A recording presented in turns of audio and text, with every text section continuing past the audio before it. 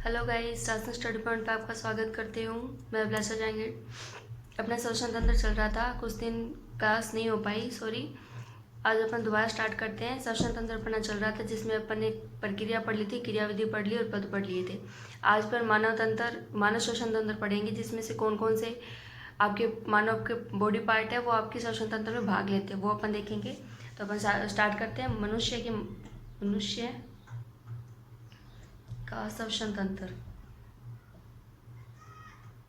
श्वसन तंत्र, ठीक है।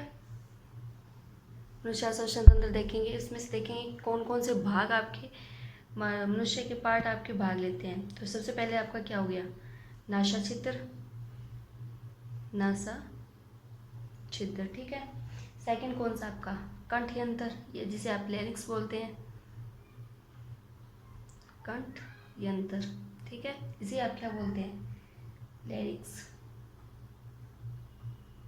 ठीक है। थर्ड आपका कौन सा है? सॉरी, थर्ड आपका है श्वास नली, ठीक है। फोर्थ फेफड़े, फेफड़ा। और फिफ्थ आपका डायफ्राम, डायफ्राम, ठीक है। आपने काफ़ी बार देखा होगा जब आप सांस लेते हो तो आप डायफ्राम मतलब ऊपर होते हैं या नीचे होते हैं, ये क्वेश्चन आते हैं आपके। डायफ्राम को लेकर आपके क्वेश्चन आते हैं, वो अपन देखेंगे कि डायफ्राम होता कैसे है, किस तरीके से इसकी क्रियाविधि होती है, ठीक है। तो अपन स्टार्ट करते हैं नासा छिद्र से।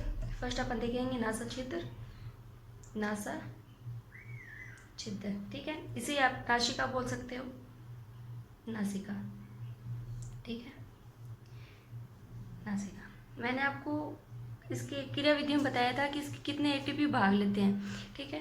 तो उस क्रियाविधि को आपने एक चीज़ देखा होगा कि क्रियाविधि आपको डायरेक्ट नहीं पूछी जाती, लेकिन इसमें ये पूछ लिया जाता है एटीपी कितने प्राप्त होते हैं, कौन से चक्कर से एटीपी कितने प्राप्त होते हैं। तो वो चक्कर कहाँ पे संपन्न होते हैं वो अपन देखेंगे कि इस कौन से भाग में आपके संपन्न होते हैं, वो चीज़ सब अपन देखेंगे। तो आज नासिका स्टार्ट करते हैं। ये होती कहाँ है? मुख द्वार के ठीक ऊपर की स्थित होती है। तो इसकी स्थिति क्या है? स्थिति, तो ये मुख द्वार के ठीक ऊपर, ठीक है, मुख द्वार के ठीक ऊपर पाई जाती है। किसकी स्थिति है? नासा छिद्र या फिर नासिका की छिद्र, ठीक है। इसके पीछे कौन सा भाग पाया? जैसे मुख के पीछे मुख गुहा पाई जाती थी, इसी प्रकार इसके पीछे भी नासा गुहा पाई जाएगी, ठीक है। तो ये भी आप ध्यान रखोगे कि नासा छिद्र के पीछे, नासा छिद्र के पीछे नासा गुहा पाई जाती है, गुहा पाई जाती है, ठीक है। ये नासा गुहा क्या काम करती है? जैसे मुख गुहा में आपका मुख से अपन भोजन लेते हो, मुख गुहा में जाके थोड़ी देर के लिए इकट्ठा होता है, वैसे ही श्वसन तंत्र में भी थोड़ी देर के लिए नासा गुहा में आपकी सांस थोड़ी कुछ पल के लिए सांस रुकती है और नासा गुहा में रुकती है। मैंने आपको पाचन तंत्र में एक डायग्राम बनाया था, उसमें मैंने बताया भी था कि ये नासा छिद्र में आप श्वसन तंत्र में भाग लेता है, ये भाग वो ही नासा गुहा है। और ये पाचन तंत्र और श्वसन तंत्र दोनों में भाग लेगा, ठीक है। इसमें और क्या होता है नासा छिद्र में? और क्या है? इसकी स्थिति देख ली कि मुख द्वार के ठीक ऊपर पाया जाता है। इसके पीछे की तरफ क्या पाया जाता है? नासा गुहा पाई जाती है। तो इसमें जैसे आपकी जठर ग्रंथियों में श्लेष्मा सेल्स थी, उसी प्रकार इसमें भी श्लेष्मा ग्रंथियां पाई जाएगी। तो वो भी अपन देखते हैं कि नासा छिद्र और नासा गुहा के दीवार पर, जैसे नासा छिद्र और नासा गुहा वो वहाँ पे कहाँ पे पाई जाए? वो अमाशय में पाई गई थी, अपने अमाशय में जठर ग्रंथियां पाई गई थी। उसी प्रकार इसमें भी जठर ग्रंथियों में श्लेष्मा ग्रंथियां पाई गई थी। इसी प्रकार इसमें इनके जो दीवार है, नासा छिद्र और नासा गुहा की दीवार है, उनमें भी श्लेष्मा ग्रंथियां पाई जाती है और जिसमें श्लेष्मा का स्राव होगा, ठीक है। तो वो अपन लिख लेते हैं नासा छिद्र व नासा गुहा की दीवार पर श्लेष्मा ग्रंथि पाई जाती है, श्लेष्मा ग्रंथि पाई जाती है, ठीक है। तो आपको ध्यान होगा कि श्लेष्मा ग्रंथि किसका स्राव करेगी? श्लेष्मा का स्राव करेगी। या आप इसी से देख के पता चला है कि श्लेष्मा स्राव करेगी। लेकिन श्लेष्मा काम क्या आता है? जैसे पाचन तंत्र में अपने देखा था कि जठर जो ग्रंथियाँ हैं उसमें जो श्लेष्मा ग्रंथि है वो आपकी क्या एसियल से मदद करती थी किसकी, जठर ग्रंथियों की। उसी प्रकार ये भी मदद करेगा, किसी न किसी चीज़ की सुरक्षा करेगा। जैसे वो अमाशय की सुरक्षा कर रहा था वैसे ही ये भी किसकी सुरक्षा करता है वो अपन देखते हैं। तो इससे पहले लिख लेते हैं अपन, इससे श्लेष्मा का स्राव होता है, श्लेष्मा का स्राव होता है, स्राव होता है, ठीक है, श्लेष्मा स्राव होता है। अब ये श्लेष्मा ये काम क्या करता है, मैं यहीं लिख रही हूँ उसका कार्य, ठीक है, देख लेना आप, कार्य लिख रही हूँ। तो ये क्या है, नासा छिद्र, नासा छिद्र के मार्ग में, जैसे अपन देखा होगा कि नासा छिद्र में कुछ नमी रहती है और वो धूल और सूक्ष्म कण, जैसे अब मौसम ऐसा ही हो रहा है जैसे आंधी आती है या फिर आपकी बारिश का मौसम होता है, धूल उड़ती है, तो धूल सांस के माध्यम से आपकी बॉडी में प्रवेश करेगी। तो ये काम यही करता है कि जो आपके धूल कण और सूक्ष्म कण है वो नासा, जो धूल कण और जो सूक्ष्म कण है उससे नासा गुहा को सुरक्षा करती है। अगर नासा गुहा में डैमेज हो जाती है तो आपकी सांस की दिक्कत होगी। तो उसी प्रकार ये सुरक्षा करेगी किसकी, नासा गुहा की। तो लिख लेते हैं अपन, नासा छिद्र के मार्ग में, कि मार्ग को नम रखती है, मार्ग को नम बनाती है, ठीक है। फर्स्ट काम ये हो गया आपका। और सेकंड क्या हो गया कि ये नासा गुहा की सुरक्षा करता है किससे, सूक्ष्म कणों और धूल कणों से। तो धूल कण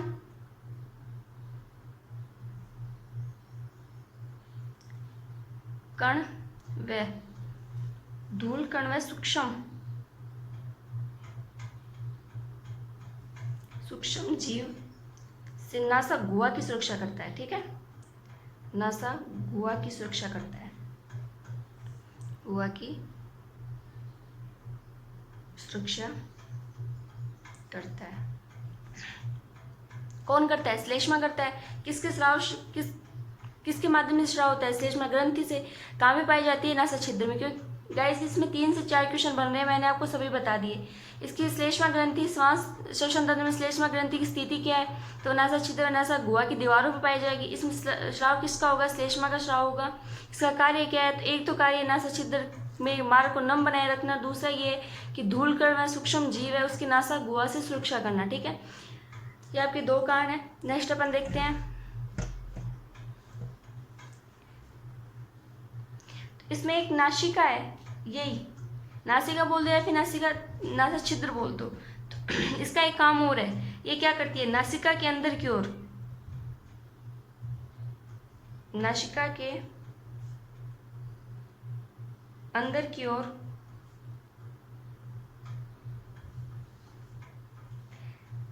ग्रसनी है। मैंने आपको उसमें बताया था मुख गुहा के बाद क्या आएगी ग्रसनी, ठीक है। जैसे ग्रासनाल से होते हुए ग्रसनी में प्रवेश किया था, उसी प्रकार इसके अंदर की ओर ग्रसनी है। ग्रसनी के समीप क्या पाया जाएगा, आपका कंठ यंत्र पाया जाएगा, जो कंठ द्वार है, ठीक है, जिसे अपन लैरिक्स में बोलते हैं। तो इसकी स्थिति आपको देखनी होगी कहाँ पे क्या पाया जाएगा, क्योंकि कभी कभी ये होता है कि आपको मैचिंग करना रहता है स्टार्टिंग से एंड तक क्या क्या है, तंत्र कौन कौन से हैं। तो उसमें आपको ध्यान होना चाहिए कि कौन सा यंत्र किसके बाद आ रहा है, ठीक है। तो नासिका के अंदर की ओर ग्रसनी के समीप, ग्रसनी के कंठ द्वार पे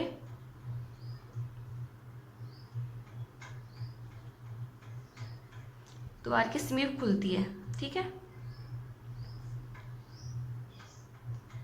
समीप खुलती है, ठीक है। क्या हो गया आपका, नासिका हो गया, फिर नासा छिद्र हो गया। स्थिति क्या है इसकी, मुख द्वार के ठीक ऊपर पाई जाती है। इसके पीछे क्या पाई जाती है, नासा गुहा पाई जाती है।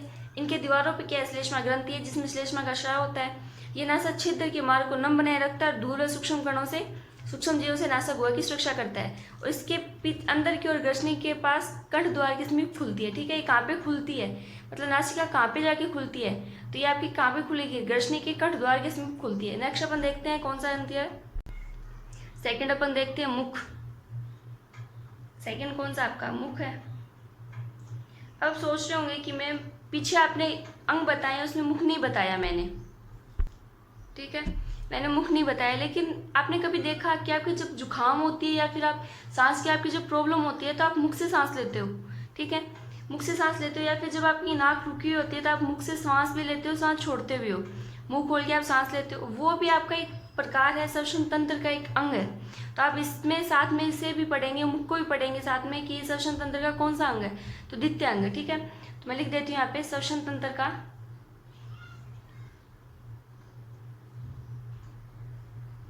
द्वितीय अंग है।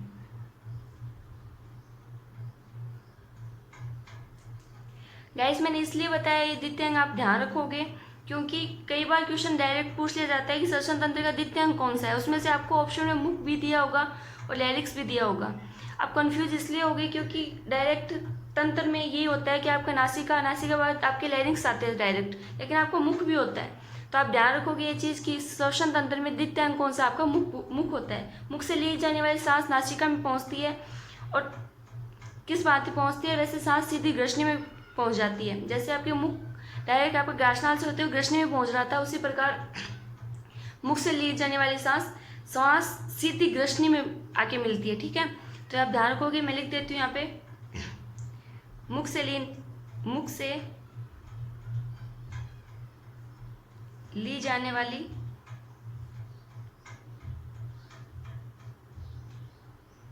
सांस सीधी ग्रसनी में आती है। ठीक है, आती है। अब गाइस एक चीज देखो, अब ये सांस सीधी ग्रसनी में आ गई, मतलब यहाँ पे इसको रोकने वाला कोई नहीं था। जैसे आपने सांस ली वैसे आपकी ग्रसनी में पहुंच गई। तो मुख से जो सांस ले रहे हो आप उसके साथ सूक्ष्म कण भी गए हैं और धूल कण भी गए हैं। तो ये कौन सी सांस होगी, ये अशुद्ध सांस होगी। इसके जैसे आप मुख नासा छिद्र से आप जो सांस लेते हो वो आगे नासा गुहा में जाके क्या हो जाती है, शुद्ध हो जाती है, क्योंकि वहाँ पे क्या श्लेष्मा ग्रंथि थी जिसमें श्लेष्मा का स्राव था। लेकिन यहाँ पे कोई श्लेष्मा का स्राव नहीं है, क्योंकि मुख के बाद डायरेक्ट आपका आमाशय में श्लेष्मा पाया जाएगा। उससे पहले कहीं पे भी श्लेष्मा मैंने आपको नहीं बताया पाचन तंत्र में। ये चीज़ आपको देखनी होगी कि मुख जो भी मुख से आप श्वास ले रहे हो वो जो नासा छिद्र से श्वास ली गई है उसके भांति शुद्ध नहीं होती। ये चीज़ आपको ध्यान रखनी होगी, क्योंकि ये भी क्वेश्चन पूछ लिया जाता है। तो मैं यहाँ पे लिख देती हूँ आपको कि मुख से ली जाने वाली सांस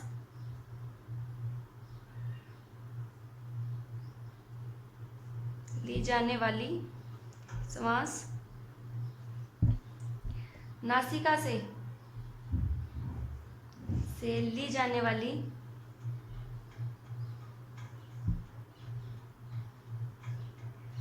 श्वास के भांति शुद्ध नहीं होती है, ठीक है।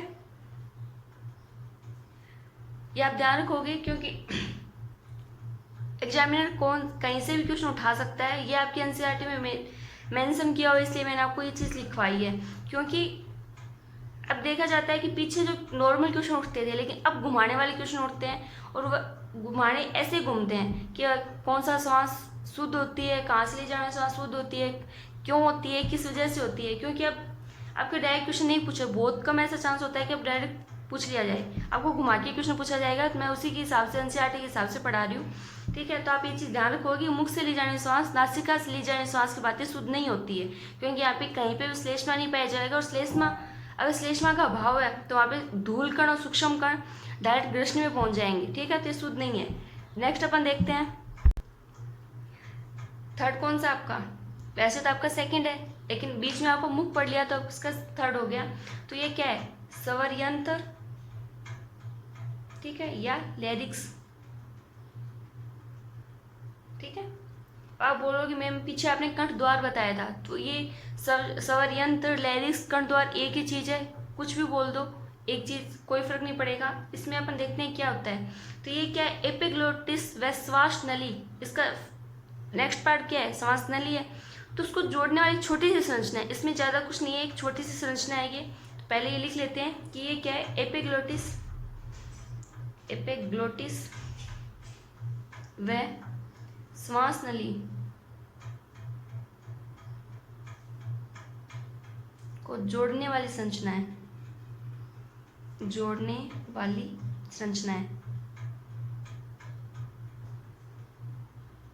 ठीक है। अब आप यहाँ पे कंफ्यूज हो रहे होंगे कि एपिग्लोटिस क्या है। तो गाइज मैंने पाचन तंत्र में आपको एपिग्लोटिस बहुत अच्छे से बताया है फिर मैं आपको दोबारा बता देती हूँ, आपको याद नहीं हो तो। एपिग्लोटिस क्या था? ये एक भाग था जो श्वसन प्रक्रिया में जो श्वास आती है उस टाइम तो भोजन जो नली है उसको ढक देगा, और जब आप अपन भोजन करते हैं तो उस टाइम श्वास नली को ढक देगा। तो अपन ये पढ़ लिया था, लेकिन मैं फिर भी आपको बता देती हूँ दोबारा। ये क्या है? ग्रसनी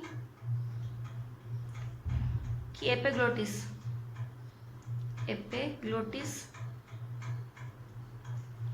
भाग श्वसन की प्रक्रिया के दौरान, श्वसन की प्रक्रिया के दौरान श्वास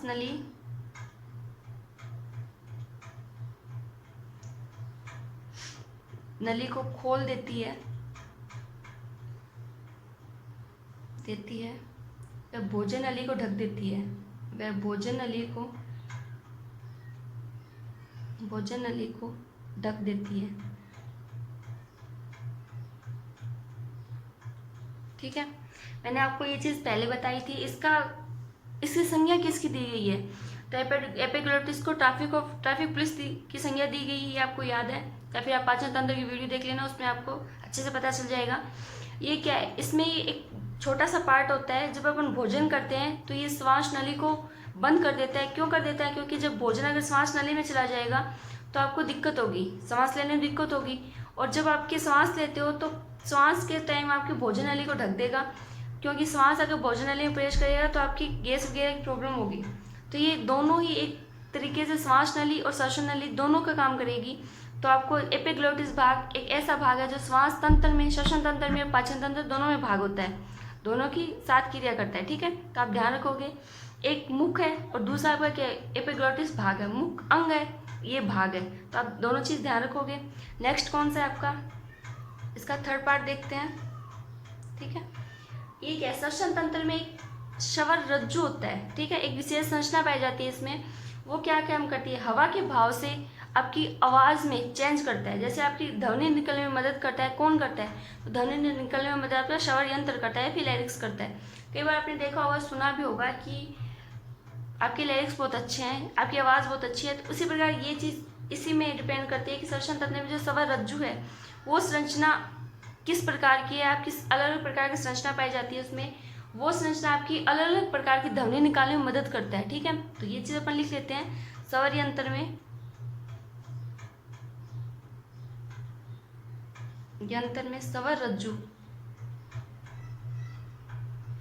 श्रवण रज्जु नामक विशेष संरचना पाई जाती है। विशेष संरचना पाई जाती है। ठीक है, श्रवण यंत्र में कौन सी विशेष संरचना पाई जाती है? श्रवण रज्जु पाई जाती है। इसका काम क्या है? तो ये ध्वनि अलग अलग तरीके की ध्वनि निकालने का काम करती है। तो ध्वनि निकलती कैसे है? तो अपन जब बोलते हैं तभी ये ध्वनि निकलेगी। ऐसे तो है नहीं कि आप चुपचाप बैठे हो वो ध्वनि निकल रही है, नहीं, ऐसा कुछ नहीं है। तो ये आपके जब बॉडी में हवा प्रवेश करती है तो वो हवा एक कंपन, यहाँ पे जाके एक कंपन सी होती है, उस प्रकार आपकी ध्वनि निकलने में मदद करती है अलग प्रकार की। तो ये चीज़ अपन लिख लेते हैं। जो हवा के भाव को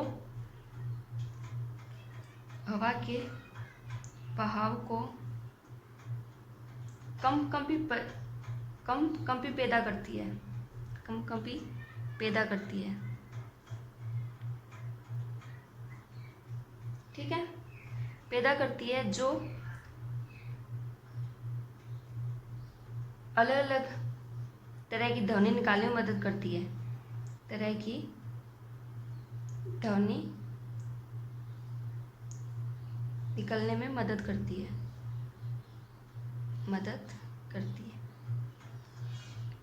ठीक है, श्रवण यंत्र में क्या क्या देखा अपन ने? वो कहाँ पे इसकी कौन सी संरचना को जोड़ता है? तो एपिग्लोटिस भाग और श्वसन नली को जोड़ता है। एपिग्लोटिस भाग क्या काम करता है? तो वो आपकी भोजन नली को ढक देता है और श्वास नली को खोल देता है, जो आपकी श्वसन तंत्र में भाग लेगी। ठीक है, श्रवण यंत्र में एक श्रवण रज्जु नामक से संरचना पाई जाती है, जो हवा के भाव में कंपी पैदा करके अलग अलग प्रकार की ध्वनि निकालने में मदद करती है। ठीक है, नेक्स्ट अपन देखते हैं श्वास नली। फोर्थ क्या है? श्वास नली। ठीक है, इससे दो नाम और है, एक नाम और है इंग्लिश में, अब इसे ध्यान रखिए, ट्रेकिया। ट्रेकिया, ठीक है गाइस। मैं उनका इंग्लिश में नाम बता रही हूँ जो आपको काफ़ी बार कंफ्यूज कर देता है, ठीक है। जैसे आपने स्वर यंत्र था, उसे लैरिक्स बोलते हैं और इसे ट्रेकिया बोलते हैं। तो आपको कई बार ऐसा होता है कि आपके हिंदी में नाम ये याद नहीं रहता, वो इंग्लिश में नाम याद रह जाता है। तो अपन दोनों चीज़ देखेंगे।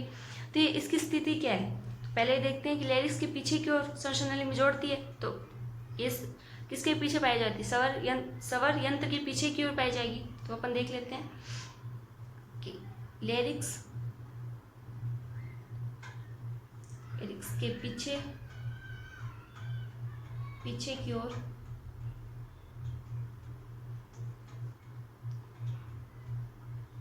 श्वास नली से जुड़ती है, जुड़ी है, ठीक है। इसकी लंबाई पूछी जाती है। मैंने आपको ग्रास नाल की लंबाई बताई थी, उसी प्रकार आपकी श्वास नली की भी लंबाई याद रखनी है, क्योंकि इसका कई बार ये होता है कि आपको कंफ्यूज करने के लिए लंबाई भी दे दी जाती है कि इसकी सेंटीमीटर में लंबाई क्या है और इंच में लंबाई क्या है। सेंटीमीटर इंच अलग अलग होता है, तो मैं दोनों चीज़ बता देती हूँ आपको, लंबाई, ठीक है। तो इसकी 11 सेंटीमीटर होती है, ठीक है। श्वास नली की लंबाई कितनी होती है, 11 सेंटीमीटर। लेकिन इंच कितने होते हैं, 5 इंच की होती है, 5 इंच, ठीक है। ये चीज़ दोनों ध्यान रखोगे कि इसकी सेंटीमीटर में लंबाई कितनी होती है, 11 सेंटीमीटर और 5 इंच, ठीक है। इसका व्यास कितना होता है, व्यास, तो इसके 16 mm होता है, ठीक है। ये दोनों चीज़ आप ध्यान रखोगे। इसमें एक चीज़ ये है कि आपको हवा को बाहर निकालते समय इसमें थोड़ा सा हलचल होती है। वो क्यों होती है, वो अपन देख लेते हैं। श्वास नली को मजबूती देने के लिए एक अपूर्ण वलय क्रम, वलय मतलब एक गोल चक्कर से एक क्रम लगे होते हैं अलग अलग तरीके के, जो हवा को जो बाहर निकालते समय श्वास नली को पिचकने में काम करता है। अगर पिचकेगी नहीं तो ये श्वास बाहर कैसे जाएगी, तो इसमें ये मदद करता है। तो अपन लिख लेते हैं, श्वास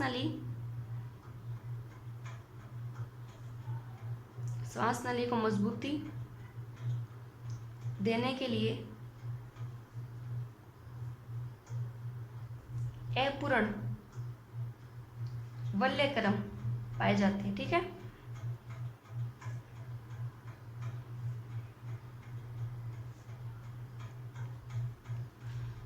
अपूर्ण वलय क्रम कहाँ पाए जाते हैं, तो वो श्वास नली में पाए जाते हैं। क्यों पाए जाते हैं, श्वास नली को मजबूती देने के लिए पाए जाते हैं।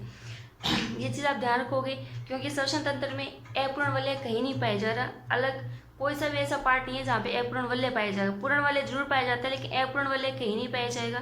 तो आप ये चीज़ ध्यान रखोगे, श्वास नली को मजबूती देने के लिए अपूर्ण वलय पाए जाते हैं, जो क्या करते हैं, जो अपन श्वास लेते हैं, उसे श्वास छोड़ते टाइम ये श्वास नली को पिचकने में काम करता है, ठीक है।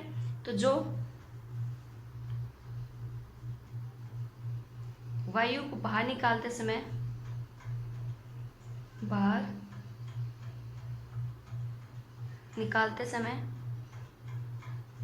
श्वास नली को पिचकाने में मदद करती है। सॉरी, पिचकाने से रोकती है, ये मदद नहीं करती, रोकती है। गलती से बोला गया, सॉरी। ये पिचकने से रोकती है। अगर ये पिचक जाती है तो श्वास बाहर नहीं आ पाएगा, तो ये रोकती है इसे, ठीक है। श्वास नली को अगर रोक लेगी पिचक, ये एकदम जैसे आपने कभी देखा होगा पाइप जैसे अपन इसे पिचका देते हैं तो पानी बाहर नहीं निकल पाता। उसी प्रकार ये है कि अगर श्वास नली पिचक जाएगी तो ये श्वास बाहर कैसे निकलेगा, नहीं निकल पाएगा। और इसमें ये चीज़ इंपॉर्टेंट है, इसकी लंबाई क्या है, 11 सेंटीमीटर या 5 इंच है।